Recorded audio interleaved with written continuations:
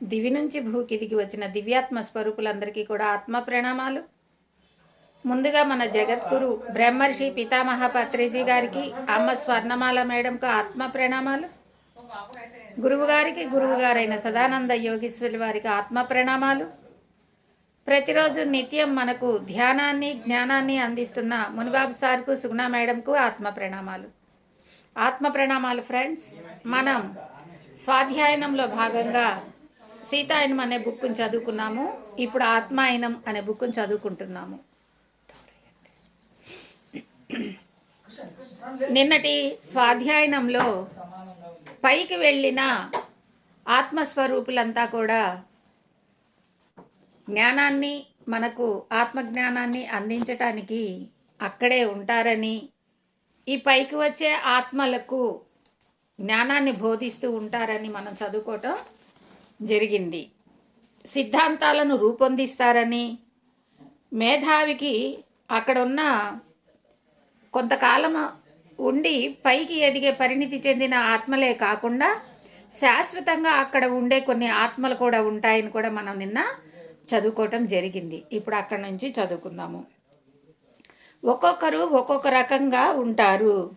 అతి మేధావంతులు, నిజానికి చాలా అనుభవం గడించిన వృద్ధాత్మలు కూడా ఉంటారనమాట. వాళ్ళకి ఎంతో అనుభవం ఉంటుందంటే చాలా కాలంగా వాళ్ళు అక్కడే ఉండిపోతారు కాబట్టి వాళ్ళు అక్కడ ఎంతో అనుభవాన్ని తీసుకొని ఉంటారు. అందుకని వాళ్ళు ఈ కింద నుంచి వెళ్ళిన ఆత్మస్వరూపాలందరూ కూడా మళ్ళీ జన్మలు తీసుకున్నానికి కిందకి వెళ్తుంటారు, కానీ కొంతమంది మాత్రం అక్కడ శాశ్వతంగా ఉంటారని చెప్తున్నారు. వాళ్ళని వృద్ధాత్మలు అంటారని, వాళ్ళకి అనుభవం ఎక్కువ ఉంటుందని కూడా చెప్తున్నారు.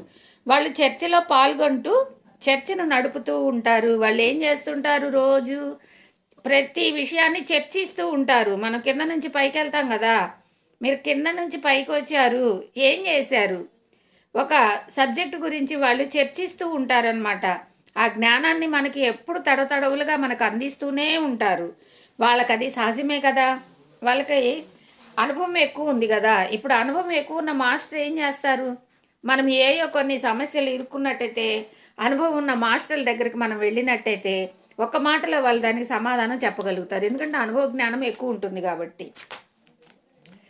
చాలా సందర్భాలలో దేవాల సామ్రాజ్యం నుంచి దేవాలు వచ్చి చర్చిలో పాల్గొంటూ ఉంటారు. ఇక దేవాల సామ్రాజ్యం అంటే భగవంతునికి సన్నిహితంగా వెళ్ళిపోయి భగవంత్ స్వరూపంలో మమేకమైపోయినట్టు కొన్ని ఆత్మలు ఉంటారనమాట. అంటే రమణ మహర్షి, సాయిబాబా, మహా అవతార్ బాబాజీ, అలాంటి వారంతా కూడా ఆ చర్చల్లో పాల్గొంటూ ఉంటారంట. అక్కడ వాళ్ళు కూడా వచ్చి చర్చించడం జరుగుతుందంట. అయితే అటువంటి సందర్భాలలో మాట్లాడుకోవటం అనేది మాటల రూపంలో జరగదు. వాళ్ళు అక్కడ మాటలతో మాట్లాడుకోరంట.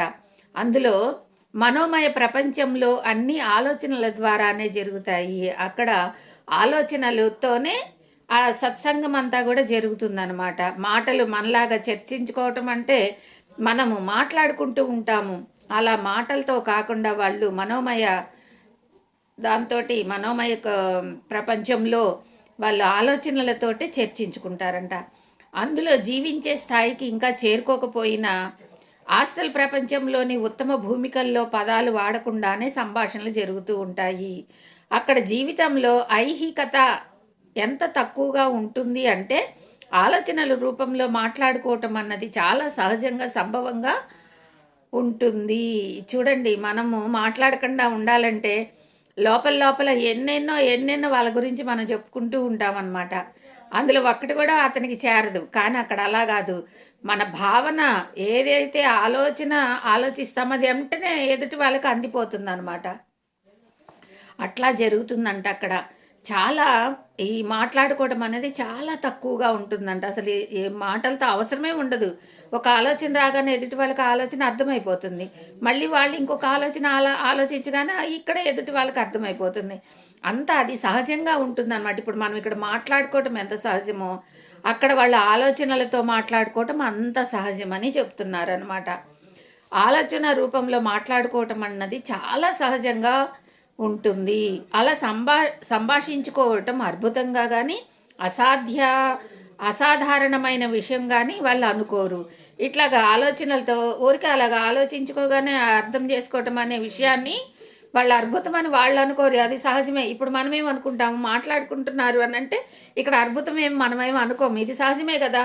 ఒకళ్ళనొకళ్ళు మాట్లాడుకుంటేనే కదా మనకు అర్థమయ్యేది వాళ్ళ భావాలోచన ఏముందో, వాళ్ళు ఏం చెప్పాలనుకుంటున్నారో మనకి అని అనుకుంటాము. అంత సహజంగా వాళ్ళు కూడా ఆలోచన రూపంలో మాట్లాడుకుంటారు.